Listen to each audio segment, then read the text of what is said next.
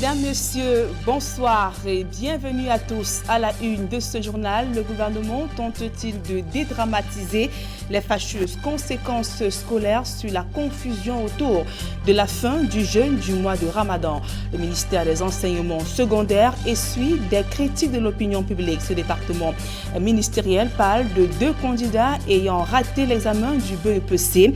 Des chiffres vivement contestés par la société civile ainsi que la classe politique. Les couleurs du Cameroun sur le toit mondial du basketball. Le Camerounais Pascal Siakam est devenu le tout premier compatriote à remporter le prestigieux championnat de basket avec la NBA. Une victoire vivement célébrée à travers le pays. Voilà pour le sommaire.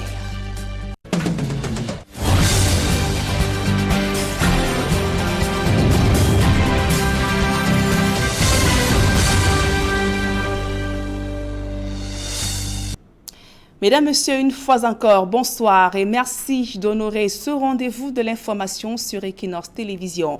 La polémique ne cesse d'enfler au lendemain du nombre important de candidats au BEPC ayant raté les épreuves écrites à cause de la confusion autour de la fête du Ramadan. Le SIF affirme que 2000 étaient absents à travers le pays.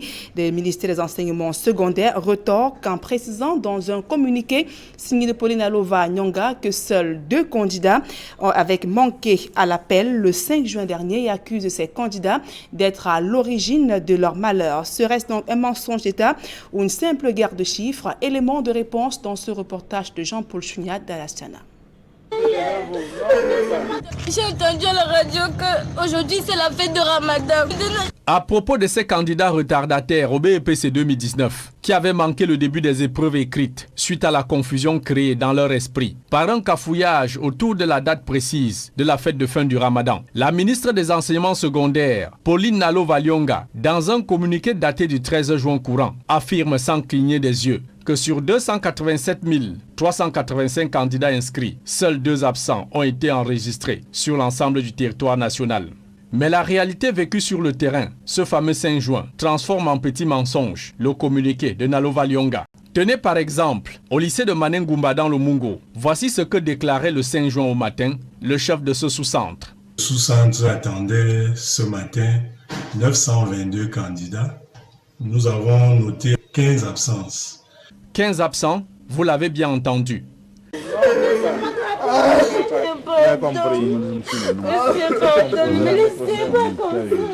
En plus de 2 candidats retardataires, 9 n'avaient pas du tout répondu à l'appel du 5 juin 2019 au sous-centre du lycée classique de Chang, soit un total d'au moins 40 absents pour être plus précis. Au finish donc, combien de retardataires et d'absents réellement enregistrés sur l'ensemble de tous les centres d'examen à travers le Cameroun? Le Social Democratic Front de Nijon Frundi, répondant à la question, déclare 2000 absents au BEPC, session 2019. Sur insistance de la société civile et l'indignation de l'opinion nationale, exigeant une session spéciale de rattrapage pour réparer les torts causés par la guerre des dates du Ramadan, Pauline Alova Nyonga, tout insensible aux pleurs des enfants, a verrouillé son instinct maternel, dédouanant son ministère et accusant les candidats absents d'avoir mal apprécié la date de la fête de fin du Ramadan, le tout dans un mensonge déconcertant au mépris de la douleur des candidats absents et la peine de leurs parents.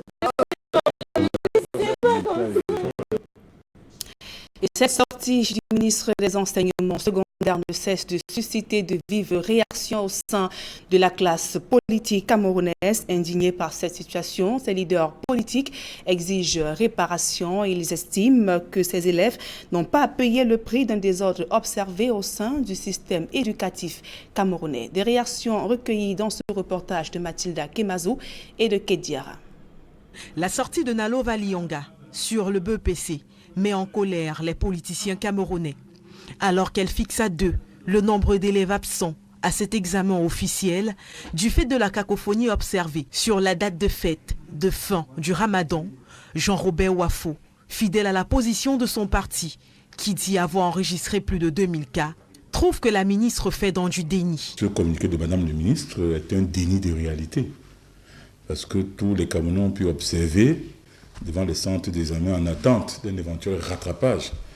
Donc, sauf à croire qu'au niveau du ministère de l'enseignement secondaire, il y a une nouvelle technologie qui revoit drastiquement les chiffres à la baisse. Un point de vue pas très éloigné de celui de Cyril Sambaka, vice-président de l'UDC, qui lui pense que la ministre a perdu de sa sensibilité. Ce qui est terrible, c'est que quand on est affecté à ce gouvernement, on perd tous ces sens-là, parce qu'une mère ne peut pas concevoir qu'il n'y ait rien à faire, sinon que d'accepter parce que le nombre n'est pas important. Pour ces politiciens de haut vol, contrairement à ce que dit Nalova Lionga, ces élèves n'ont pas mal apprécié les informations en leur possession. Ils ont tout simplement été induits en erreur. S'il n'y a pas eu ce communiqué d'une autorité religieuse, les élèves auraient vaqué normalement à leurs occupations. Et ça pose également le problème de calendrier des examens. Parce que quand on programmait ces examens, on savait tout au moins, s'ils sont sérieux, que ces examens allaient être entrecoupés, n'est-ce pas, d'une fête religieuse. Pour cela, Cyril Sambaka est radical. Ils ne doivent en aucun cas payer le prix de ce désordre, et ce peu importe leur nombre. Nous avons vu des larmes couler, et nous pensons que ces enfants qui sont innocents qui devraient pouvoir rattraper, n'est-ce pas, cela, ça ne coûte rien à un État comme celui du Cameroun. Je dois dire que peu importe le nombre, même si c'était une seule personne, l'État a les moyens de faire un rattrapage. Et c'est là-dessus qu'on attend l'État. Ce communiqué est donc, selon les hommes politiques, plus porteur de problèmes que de solutions. La ministre des Enseignements secondaires aurait par cette action manqué l'occasion de se taire. Le lien armée chez Nation, plus que jamais en péril dans le chaudron de la crise anglophone. Le désamour et le peu de confiance entre les militaires et les populations civiles ont atteint la cote d'alerte. Les hommes en tenue sont la cible des menaces et attaques des séparatistes anglophones. Nombre d'entre eux ont fui leur domicile pour se réfugier à la base aérienne de Bamenda, dans la région du Nord-Ouest, en attente de recasement. Le reportage de Joël Essengue, Jean-Paul Choniat. Ces derniers mois, dans les deux régions en crise du Nord-Ouest et du Sud-Ouest, les hommes en tenue en location dans les quartiers ont d'énormes difficultés de cohabitation dans la population civile. Tous sont désormais la cible des menaces de mort et attaques des séparatistes dissimulés en pleine ville. Les militaires isolés ont été la cible de hors-la-loi, ainsi que de malentendus avec certains bailleurs qui, par peur de représailles des activistes, ont parfois affiché une attitude hostile envers certains d'entre eux, nous obligeant à déménager dans la précipitation des maisons polluées en ville, pour venir pour certains vous habiter ici à la base aérienne. Face à ce sentiment antimilitaire qui prend des proportions inquiétantes pour la vie des troupes, le ministre de la Défense prévoit comme solution le recasernement de tous. Une solution immédiate, même à titre provisoire, va être mise en œuvre sans tarder, en fonction des moyens disponibles, pour que vous puissiez être habité de manière décente en attendant la construction d'une véritable caserne. Vomi est banni du subconscient de la population civile de ces deux régions en guerre. Le ministre de la Défense, Joseph Betia Somo, rappelle aux militaires de ne jamais se détourner de leur mission première de protection des personnes et leurs biens, peu importe l'adversité. Avec les populations qui constituent votre raison d'être ici, la population doit toujours se sentir en pleine confiance face à une tenue des forces de défense et de sécurité, quelle que soit. Le succès de votre action est en grande partie tributaire de la qualité de votre relation avec elle. Cette relation qui constitue, en d'autres termes, le lien armée-nation. Pour Joseph Betia Somo, les actions sociales civilo-militaires s'inscrivent dans la politique du lien indissoluble armée et nation. Les forces acceptées et accueillies par les populations vont alors véritablement s'y sentir comme un poisson dans l'eau. D'ailleurs, là aussi, le fondement de notre politique de défense populaire, qui veut que les populations soient aux côtés de leur armée lorsque les menaces, dangers et les circonstances l'exigent. Par ces périodes de vive tension et de méfiance exacerbée, où hommes en tenue et presque la plupart des populations de ces deux régions sont en permanence sur le qui-vive, Les yeux doux du ministère de la Défense et tout le haut commandement militaire changeront-ils la perception du mal-aimé que ces populations ont des hommes en tenue en opération dans la zone anglophone?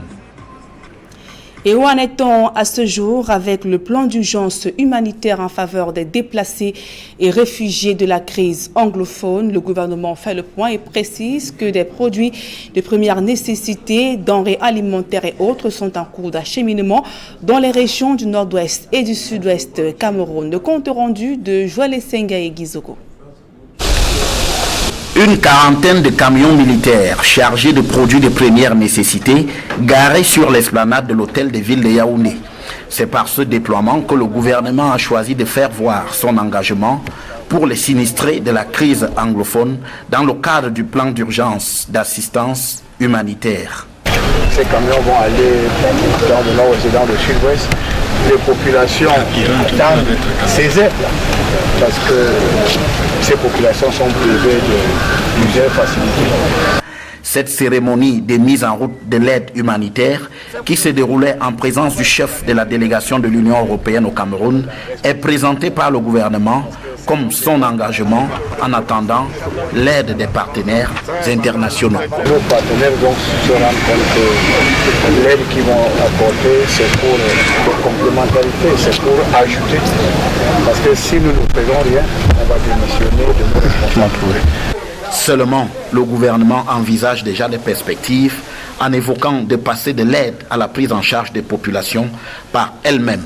On va bientôt passer de l'assistance humanitaire au développement. Donc il y aura ce qu'on appelle self-reliance. Donc on va permettre à ces populations de s'auto-gérer. C'est ça le but du gouvernement. À tout le moins, loin de s'appuyer sur la seule aide extérieure, le gouvernement veut montrer qu'il contrôle bien la situation sur le terrain dans le nord-ouest et le sud-ouest. Autre actualité au cœur de ce journal, après avoir claqué la porte de l'UPC en 1992, l'ex-secrétaire général du parti, le docteur Siméon Kwissou, a rebondi au sein du MRC, le mouvement pour la renaissance du Cameroun. L'annonce a été faite au cours d'un point de presse donné à Bafoussam, dans la région de l'Ouest Cameroun. Le docteur Siméon Kwissou, enseignant, médecin et enseignant en médecine et intellectuel, entend ainsi apporter son expérience au sein de cette formation politique dirigée par le professeur Maurice Kamto. Et le torchon brûle entre les populations et le maire de la ville de Bafia. Au centre de la discorde, la construction d'une route pour relier les quartiers du village Tchakani par Bafia. Les populations s'insurgent contre le déguerpissement de leurs maisons et estiment n'avoir pas été associées au projet. Charles Melingui, Aïe Cyril. Les populations du village Tchakani par Bafia, dans le département d'Umbam et Inubu, vivent la peur dans le ventre. Leur maison menace d'être détruite par la mairie de Bafia. Nous avions acheté le terrain ici. On ne nous avait pas avisé que bon, c'était en bordure de la route. Je me retrouve la petite pension qu'on m'a donnée là. C'est ça que j'ai fait, cette maison. Maintenant, on me dit que non, la maison est en bordure de la route. Il faut qu'on détruise. On nous donne 3 mois. Que je me demande que je vais faire comment. Au quartier Gordon Valley, par exemple, des croix de Saint-André ont été apposées sur les maisons, signe d'un déguerpissement imminent. Je suis un peu dérangée parce qu'on avait écrit chez nous ici à démolir. Moi, je n'aimerais pas qu'on détruise la maison parce que je ne sais comment aller habiter avec mes petits-enfants et ma famille, toute ma famille. Sur les raisons du déguerpissement annoncé, la municipalité de Bafia évoque la construction d'une route pour relier 2 quartiers du village Tsekani. Ces routes existaient. Les 2 quartiers, le quartier Aoussa est séparé du quartier Tondon. Il y avait 2 routes. Nous allons les réhabiliter. Nous avons demandé aux populations qu'elles commencent à déguerpir. Malheureusement, ça fait bientôt 1 mois que nous avons démarré ces travaux et personne ne bouge. Un pont a d'ores et déjà été construit, preuve que le chantier avance. Les populations espéraient pourtant une discussion avec le maire avant le démarrage des travaux. Il faut un entretien entre monsieur le maire et nous, qu'on s'entende. On n'a pas encore eu une réunion spéciale qui nous a parlé. Subitement, on a seulement vu les écrits. Il faut qu'il nous convoque. S'il nous convoque, nous allons réagir. On aura un dialogue entre monsieur le maire et nous. Le dialogue n'aura pas lieu, fait savoir le maire de Bafia. Pour l'autorité municipale, les populations n'ont qu'une seule alternative, à savoir libérer les emprises. Nous avons mis la croix de Saint-André sur les maisons qui occupent l'emprise. Nous leur avons dit que nous leur donnons 3 mois pour déguerpir. Faute de quoi, nous-mêmes nous le ferons à leur place et ils paieront les frais. Loin d'apporter le développement, une route en construction pour relier 2 quartiers du village Tsekani par Bafia est plutôt source de discorde entre le maire et les populations. Le Cameroun figure parmi les pays d'Afrique où le taux de chômage et de sous-emploi prennent des allures inquiétantes. 60 à 70% des jeunes sortis des grandes écoles peinent à se frayer un chemin au sein de la société. Des experts pointent du doigt la corruption et la qualité du système éducatif. Réunis à Tchang, dans la région de l'Ouest Cameroun, ils proposent des pistes de solutions. Des précisions dans ce reportage de l'Éclair Saké. Le Cameroun est l'un des pays d'Afrique où le taux de chômage présente une courbe inquiétante. 60 à 70% des jeunes sortis des écoles continuent de sombrer dans le désespoir, cherchant en vain un emploi. Un doigt accusateur est pointé sur le système éducatif, plus centré sur la théorie qu'aux enseignements techniques. Nous sommes les différents corps, que ce soit administratif ou social, sont ouverts à la technologie. Et tout le monde, du sommet de l'État jusqu'à l'enseignant de la maternelle, tout le monde prône la professionnalisation de l'enseignement, quelque chose d'opérationnel. Et c'est pour ça que nous sommes venus à Tchang, pour démontrer aussi, n'est-ce pas, que la professionnalisation de l'enseignement, c'est possible.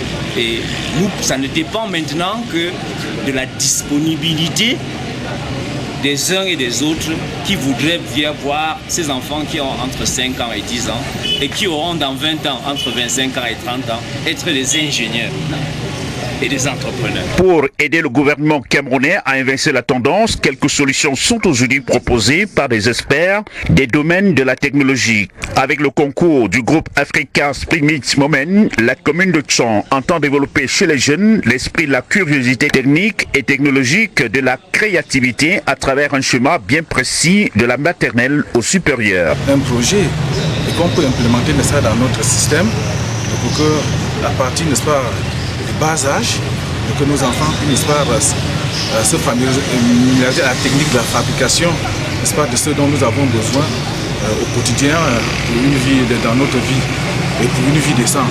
La grande difficulté ici, c'est l'implémentation du projet dans un contexte hostile à l'esprit, à l'innovation. Les moyens financiers et matériels se faisant toujours rares. Après ce séminaire, que ça ne soit pas vain, que peut-être le politique puisse aider les écoles à pouvoir transmettre ça aux apprenants. La jeunesse au cours de cet atelier s'est montrée attentionnée, curieux de découvrir et de pratiquer de nouveau que ce qui leur est d'ordinaire proposé dans des écoles. Et je vous le disais en titre, Pascal Siakam fait rayonner l'image du Cameroun à l'international à travers son titre de champion de la NBA, l'un des titres le plus prestigieux et convoité du basketball mondial.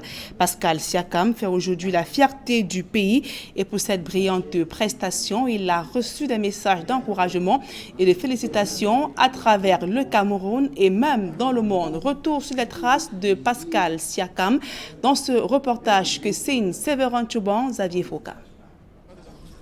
Nyoubel, dans le 2e arrondissement de la ville de Douala. La promiscuité ambiante, ici au lieu d'Ingangue, est le lot quotidien des habitants. C'est pourtant ici que naquit à 25 ans Pascal Siakam. Just outside of Scotiabank Arena, as Siakam drills a three-pointer. They've hit 4 threes already. Kawhi Leonard double team. Siakam calling for it, no hesitation. Son enfance est dévouée ici à ses études et surtout au sport, le basketball, discipline de prédilection de toute la famille. Son géniteur, décédé il y a quelques années, encourage ses nombreux garçons à la pratique du basketball qu'il affectionne. C'est donc logiquement qu'il expatrie sa famille de façon progressive vers les États-Unis d'Amérique. Les voisins et amis d'enfance des frères Siakam se souviennent de cet amour familial de la balle orange comme si c'était hier. C'est un petit qu'on a grandi ensemble, on a baissé tout petit. Et moi je pense que là où son père est, c'est très fier parce que son père a toujours voulu qu'il soit basketteur, il a investi pour ça. Nous avons vu Pascal Siakam tout petit, très brillant, un enfant brave, travailleur. Quand on allait à l'école, il était encore tout petit, mais il aimait beaucoup le sport, il avait vraiment ce rêve-là. Et nous avons vraiment détecté en lui quelque chose de plus grand.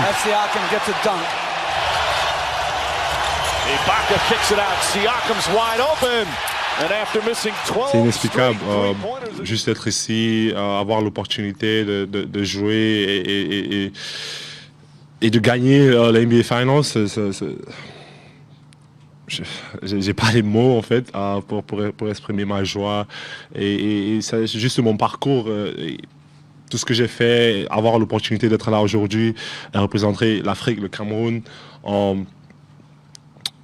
Je pense qu'il n'y a rien au-dessus de ça en fait. L'immigration interaméricaine permettra donc au Siakam et plus encore à Pascal d'éclore le talent. Siakam drives and finishes. He is one of the best in the NBA in those transition buckets. Un talent aujourd'hui mondialement reconnu suite à cette victoire historique en NBA.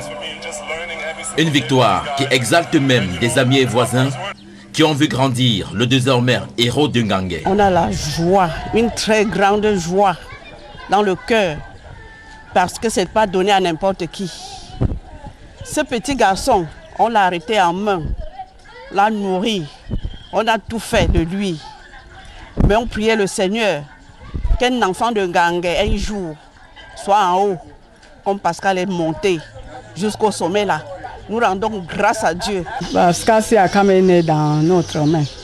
C'est nous qui nous hébergé. Bon, il est devenu champion. Mais nous sommes très fiers de ça. Mon fils que j'ai accouché ici à Ngangé, que j'ai porté entre mes mains, c'est lui qui est devenu comme ça, c'est lui qui est devenu une grande personne comme ça. Je remercie le Seigneur. On sent que le travail qu'il a fait de longue haleine, tout petit, a payé. Le Seigneur a vraiment récompensé ses efforts parce qu'il avait toujours été un enfant brillant, très assidu. À le voir sortir, à le voir jouer avec l'engouement et l'envie qui reflétait son visage, il s'est croire que non, il avait un but. Est-ce que sa maman vous a déjà appelé pour vous donner l'information que son fils est devenu champion des États-Unis? Non. Elle ne m'a pas appelé. Sa maman ne m'a pas appelé. J'espère qu'elle va nous appeler. Seul souhait désormais formulé par les populations de Ngangé, un passage triomphal du natif du coin dans le quartier lors de son prochain séjour en terre camerounaise. Et après cette brillante prestation, le chef de l'État, Paul Biya, a donc salué les performances de Pascal Siakam via son compte officiel Facebook. Selon le chef de l'État du Cameroun, il symbolise cette jeunesse dont les Camerounais sont fiers. À présent, de quelques reportages, clap de fin à la 6e édition de la conférence internationale sur la science et la technologie de Piquet Focam. La conférence est achevée par la dédicace du livre La guerre économique du docteur Maurice Simo-Diom. Reportage. Rideau sur la 6e édition de la conférence internationale sur la science et la technologie de Piquet Focam Institute of Excellence. Après 3 jours d'échanges et de débats, les participants se séparent sur une note de satisfaction. Nous avons décidé de mettre en place la plateforme qui était d'abord virtuelle. Elle est devenue réelle. Une plateforme où peuvent venir travailler des personnes qui ont des idées mais qui manquent d'endroits pour travailler et réfléchir. Ils trouveront au sein de PK Focam Plateforme l'endroit idéal. Nous avons cette année effectivement mis en route l'édition inaugurale de PK Focam Journal of Applied Science and Technology. C'est un journal qui est dédié aux chercheurs qui voudraient voir les résultats de leurs recherches être appliqués. Un temps fort a marqué la clôture de la conférence internationale sur la science et la technologie de PK Focam Institute of Excellence, à savoir la dédicace du livre « La guerre économique » du docteur Maurice Simo-Diom. Nous avons identifié un danger sur la scène mondiale et par ce livre, nous voulons cerner ce danger, nous voulons le nommer, le décrire, le décomposer. Nous voulons répondre à la question de savoir qui constitue le danger, quels sont les enjeux du danger, quelles sont les dispositions pour l'Afrique à prendre pour se prémunir de ce danger sur le plan durable afin de ne pas disparaître comme une civilisation, mais à s'intégrer dans la mondialisation comme un acteur gagnant. L'auteur pose la problématique de la place de l'Afrique dans le nouvel ordre mondial depuis la fin de la Deuxième Guerre. L'Afrique peut-elle résister à la bataille que se livrent les puissances économiques pour le contrôle des richesses? La cartographie de la puissance géoéconomique du monde montre que l'Afrique est une victime résignée parce qu'elle n'a pas encore pris conscience de ce que c'est que la guerre économique. Elle est en retard du point de vue de cette nouvelle rivalité qui s'impose depuis la fin de la guerre froide. Mais nous avons espoir que si l'Afrique met en place un projet de pédagogie autour de la guerre économique, un projet de connaissance autour de la guerre économique et de la géoéconomie, elle parviendra à renverser le rôle. Contrairement à la guerre militaire, la guerre économique, écrit l'auteur, est plus silencieuse, mais aussi plus dévastatrice. Que peut l'Afrique pour cesser d'être le gâteau que se partagent les puissances occidentales? La question est posée alors que le rideau tombe sur la 6e édition de la conférence internationale sur la science et la technologie de PK Focam Institute of Excellence. Rendez-vous est pris en 2020 pour la 7e édition qui sera couplée à la 2e édition des PK Focam Awards. Et la Fondation Orange Cameroun accompagne les activités liées à la lutte contre la drépanocytose. L'entreprise citoyenne a lancé une opération de don de sang pour venir en aide aux malades. Les activités se déroulent à l'hôpital La Quintini de Douala. Un reportage. La drépanocytose, maladie génétique la plus répandue dans le monde, est héréditaire. Jusqu'à 2% des nouveau-nés sont drépanocytaires au Cameroun. 25 à 30% de la population camerounaise est susceptible de transmettre la maladie. Au regard de ces chiffres, l'on comprend qu'il faut agir dans l'urgence. Orange Cameroun, à travers la Fondation Orange, en partenariat avec plusieurs organismes internationaux et plusieurs experts l'ont compris. Ils ont décidé d'accentuer la sensibilisation autour de la drépanocytose. C'est une maladie qu'on contracte par le biais des deux parents. Si les deux parents sont porteurs du gène S, ils ont donc le risque de faire des enfants qui seront drépanocytaires. Elle peut être prévenue et donc on peut réduire l'incidence, c'est-à-dire que la survenue de nouveaux cas. Il faut éviter les couples à risque, c'est-à-dire que chacun de nous devrait connaître quel est son électrophorèse d'hémoglobine et si jamais ils sont porteurs du gène S dans leur électrophorèse, dans leur hémoglobine, ils devront éviter de faire des enfants avec d'autres personnes qui sont porteuses de cette hémoglobine S-là. L'accompagnement de la Fondation Orange se fait à travers une opération de don de sang. La drépanocytose, on le rappelle, elle touche une cible qui est une cible fondamentale dans les projets de la Fondation Orange. Dans le cadre du programme Mère et Enfant, santé maternelle et infantile, l'enfant de 0 à 5 ans est une cible privilégiée pour la Fondation Orange. Alors, si on peut aider à réduire le taux de mortalité pour rester en corrélation avec les recommandations de l'OMS en termes de santé maternelle, c'est l'ambition que nous poursuivons à long terme. Les opérations don de sang chez Orange se passent déjà avec l'accompagnement de l'IECD et de l'Institut Pasteur au sein de nos infirmeries dans les différents sites. À Douala le 17, à Liberté, à notre direction générale à Akwa, le 18 à notre siège à Makepe et le 20 à notre direction régionale à Yaoundé. Donc l'entreprise accompagne tous ces salariés bénévoles là dans l'action qu'ils mènent en prenant en charge tout ce qui est nécessaire à ce que cela se passe dans de bonnes conditions. Quant à l'Institut européen de coopération, il a mis sur pied un programme de lutte contre la drépanocytose expérimenté dans plusieurs pays. Donc effectivement, le projet repose sur l'idée qu'un dépistage néonatal, donc très précoce, associé à une prise en charge tout de suite après le dépistage, permet de réduire considérablement les complications, d'améliorer la qualité de vie et donc d'augmenter l'espérance de vie des patients drépanocytaires. Au Cameroun, depuis 2015, il est possible pour toute femme qui va accoucher de se faire gratuitement dépister de la drépanocytose pour son enfant. Donc c'est possible dans les 7 hôpitaux partenaires avec lesquels nous travaillons. Depuis qu'on a commencé en 2015, c'est plus de 40 000 enfants qui ont pu être dépistés. Et actuellement, c'est plus de 200 enfants que nous suivons, des enfants drépanocytaires, donc voilà, qui ont entre 0 et 5 ans et que nous accompagnons. Les patients souffrant de drépanocytose, appelés à vivre avec la maladie, invitent tout le monde à opter pour la prévention à travers le test de l'électrophorèse de l'hémoglobine. Que tout le monde fasse son électrophorèse de l'hémoglobine. Il ne faut pas avoir des gens qui vont devenir des infirmes comme moi. Moi, je ne suis pas né infirme. Je vous ai dit que je jouais bien au football. La journée mondiale de lutte contre la drépanocytose se célèbre tous les 19 juin.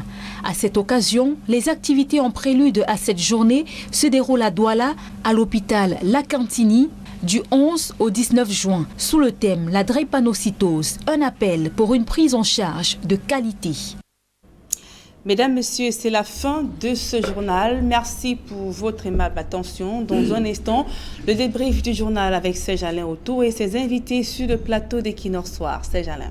Voilà, Nadine Diambo, 2 sujets pour Equinox Soir. Le premier, Nalova Lyonga, la ministre des Enseignements secondaires, qui déclare que seulement 2 candidats ont loupé le train du BEPC 2019.